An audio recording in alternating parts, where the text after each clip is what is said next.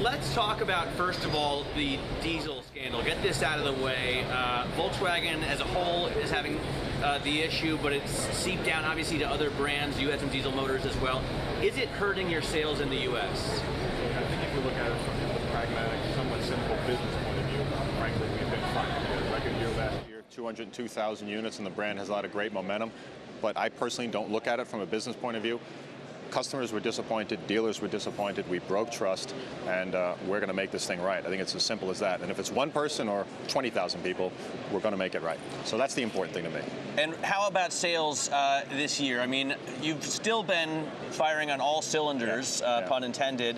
The Q5, for example, has recently overtaken the A4 as your best seller, and the Q7, I'm hearing you're having trouble keeping on dealers' lots. So that's exactly right. Look, I think we've had 62 consecutive months of record sales. So January and February, we were up 3% year to date. The luxury market, as you know, has been down 3 points, so continuing to outperform the market, which is fantastic. And you're right, brand new Q7 hit the showrooms in January. The car is basically sold out. Brand new A4 hit the dealers about 2 weeks ago. So launching fresh, brand new products and continuing to break records. So we feel quite good. Is there still room for an A4 or these sedans in a world of SUVs and crossovers? Look, I think you have to put everything in perspective.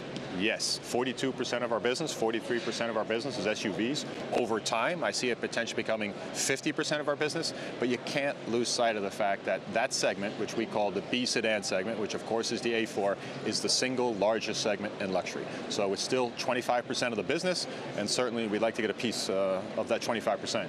You're looking to get a piece of every single market niche. Fair enough, fair enough. Because you're coming out with so many new products. Yeah, we do, and it's exciting. We have 12 all-new cars coming over the next 2.5 to 3 years. 12 new launches in the next 2.5 to 3 years. What else is there? Which niche do you need to hit? Well, some of them are replacement models, which are brand new cars. I think there's a few spots in SUVs where we see a little bit of opportunity, not that I want to get into now.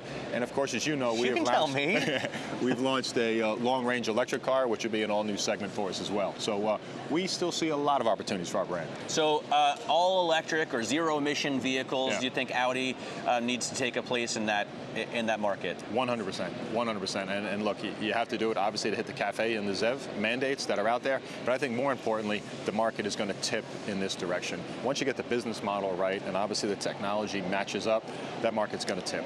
Let's talk about this topless beauty. A whole other thing, obviously. Here. Yeah, I mean, you mentioned the luxury market getting tighter, and yet you're releasing the most expensive car in Audi's history, the most powerful car in Audi's history, the fastest car in Audi's history.